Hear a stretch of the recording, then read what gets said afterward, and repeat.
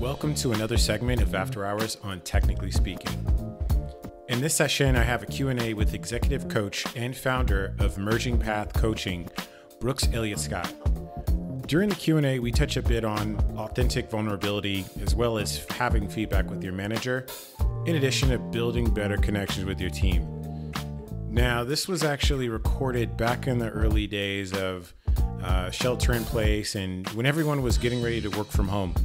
And it's very interesting how a lot of the conversations and the feedback that we have still rings true today. Yeah. Love it. All right. So from Katie, now that we're working from home, what recommendations do you have to create separations between the two? Yeah, that's a great question.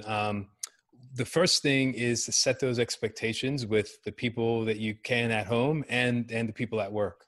I like, one thing, we should not be expected to have to answer every minute of every day just because we're at home. So there's this perception that we have when we're in person. It's like, I can walk by your desk, Harrison, and be like, oh, I see you. Hey man, real quick, you got this? Right. I got a question about this thing, right? So one of the things I do is like, listen, if you are with your spouse or you have kids, and you're taking turns watching the kids, like tell your manager, tell your people, hey, listen, from 12:37 until 1:15 every day, I'm not going to respond to anything because my partner is on a call and I got to take care of the kids during this time, right? So we need to start setting boundaries with people at work and at home too on what is reasonable for us to respond to things. That's a really important part. Another thing is, if you look at your phone, there's so many notifications that are competing for our time. And one of the things that I accidentally did, I went on vacation, turned off my Slack and email notifications. And I think it's been about a year and a half and I've kept them turned off. Because guess what? I will check it when I check it. The thing is that when we think about Slack and when we think about our email, they're actually asynchronous forms of communication. So you don't necessarily need to respond to something right away. Yeah. So I think that's something to really keep in perspective. I love it. And for those of you who are managing, I used to do this with my team, and there's some people on this call from that were on my team before. You're not going to get points for how fast you respond. Yep. Right. So like if I send you an email at 11 o'clock at night, don't respond to me. Like get back to it during business hours. If it's something that's important or urgent, I'll text you. Is Gresha Meda? Tips for new designers looking for jobs. Applying online is a black hole. What are some unconventional yet effective ways to find jobs? I think this is a very unique time. It's more than just applying for the job, right? Most companies, if they're hiring, they're going to have, they're going to have their website, or they're going to have the job on the website. And I think one of the things to understand too, a recruiter is going to likely be the ones that are fielding those. I think what's going to be most important is just like focusing on your career growth. Remember, I'd mentioned this before, investing in yourself and really doing self-improvement. Seeing that through the work that you're doing on your portfolio, that's what's going to really shine through. Because again, like if we're looking at fewer jobs that are out there, guess what? There's going to be more people applying for those. So what are the things that you have invested in yourself that are going to help you stand out? Love that. That's great advice.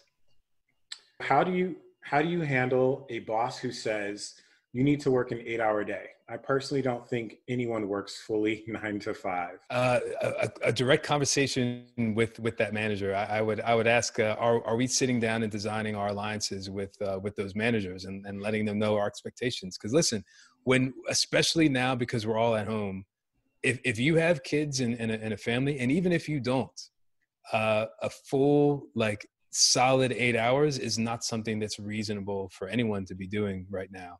At least not straight through, right? Maybe we spread our 8 hours across 12 hours throughout the whole day. I know some people that start work at 6 a.m. and work till 7, but they take breaks in between, right? So there's got to be time for a break. Again, this kind of goes back to the speed and efficiency and productivity versus the relationship, right? So I think sitting down and we need to start scheduling meetings with our managers, and the whole 30 minutes is about us.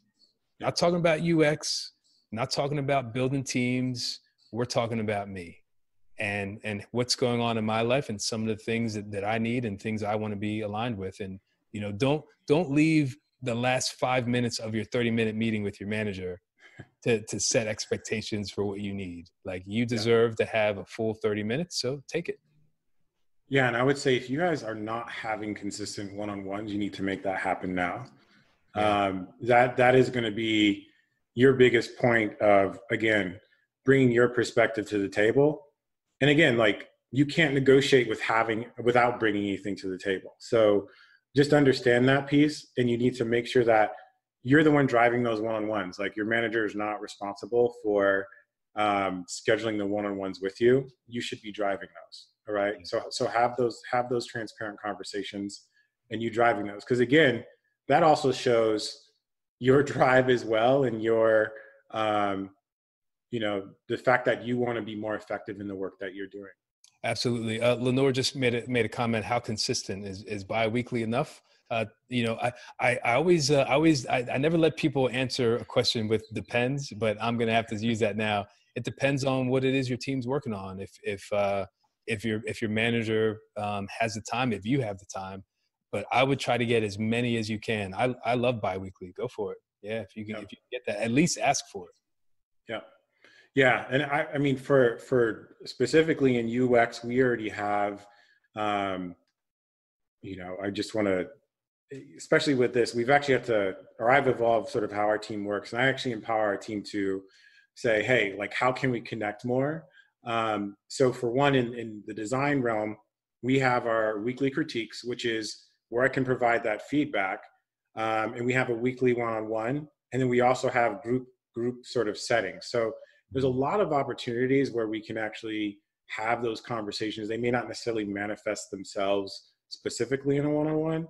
But just, I think to Brooke's point, since we have those touch points, having our one-on-ones weekly, that's an opportunity for you to just talk about yourself and kind of see where we can go from there. Yeah. So the next one from Elena: how can managers get feedback from their reports, especially when the team is small and therefore not anonymous, without putting them on the spot or making them feel like what they said might affect their performance? Love it. Love it. So I am, I hate anonymous feedback. When I was at Facebook, when you were giving feedback to people, there's a little checkbox at the bottom. It was like, share this with the person or not. And I'm like, why would you not let someone know who said this? And if we build strong relationships with the people that we work with, the people in our personal lives, giving feedback, and if we do it in the right way, if we give the right content and we follow the right framework, it doesn't have to hurt every time. So yeah, I would say, like, as the manager needs to demonstrate. Again, this comes back to vulnerability again, right? As a manager, coming in, sitting down with your team and doing what I was saying, like, listen, I need to, if I'm better at what I'm doing, it's not only going to help me, but it's also going to help you. It's also going to help the team, and it's going to help the company. And this is what I want. So in order to do that, you got to let me know if something's going on, and, like, I'm not going to hold it against you. So can we have the type of relationship where we both can share and give each other feedback in a way that's useful for us? But I think just having that conversation, it sounds like a very simple thing, and it is, but we don't do that. So part of my mission is trying to get people to have better and healthier communication styles with their managers. It's funny, we forget the power that we have as employees. We think that the manager has all the. I got into this huge fight with one of my sergeants in the state police. Yeah. And he was not listening to anything I said. And he's like, Brooks, I don't want to talk about it anymore. It's done. Forget it. And I'm like, listen, you have to talk about it. Like, I'm telling you that I want to sit down and have a meeting with my manager. So, like, we're going to do it, and that's what happens. We have power as employees, and we have power as managers too. So making sure we're open, we're vulnerable, we're strong, and having these conversations is super important. Awesome. So we probably have time for one more question. How do you remain professional while also being vulnerable? I feel like it's a slippery slope for me to overshare. Yeah, yeah. So there's a couple sides of vulnerability. One side of vulnerability is kind of talking about your feelings and sharing sharing how you're feeling about situations, sharing how you're thinking about situations. Right. The other side of vulnerability is openness. Mm. And we oftentimes don't think of that, right? So how do we be vulnerable in the workplace? Like we are open to listening to other people's stories and how they live and how they operate. And we're also vulnerable and strong enough to share ourselves with the people that we work with. And that's what builds the stability and connection, better communication with the people that we're working with. So yeah, I would focus on that. So yeah, so I'm not saying like, listen, you got to start planning happy hours and inviting the whole company to your house every weekend, right? But we can take some time and out of our meeting space in our day to kind of talk about how we're feeling about work, how we're feeling about things going on in our personal lives. One of my buddies from my old team is on here, and like, you know, we would start our meetings. I'm like, tell me one thing that happened this weekend that has nothing to do with work. Right? And I would start. I was the VP of the team. I would start and model that, right? So yeah, looking for some opportunities to share and be open. So two sides of vulnerability. One, here's the things I'm working on. Here's the things I'm afraid of. Here's the things I'm trying to be better at. Second side of the coin, openness. Here are some things about me. And that's what, at least to me, that's what vulnerability should be about. Well, Brooks, thank you so much. We're going to wrap up right now. How would folks get in touch with you? Tell them more about your coaching service. Because I think this is a very enlightening conversation. I'm sure they're going to want to tune in more. Yeah. This is great, man. So first of all, thank you everyone for joining. It was super awesome to have all of you here.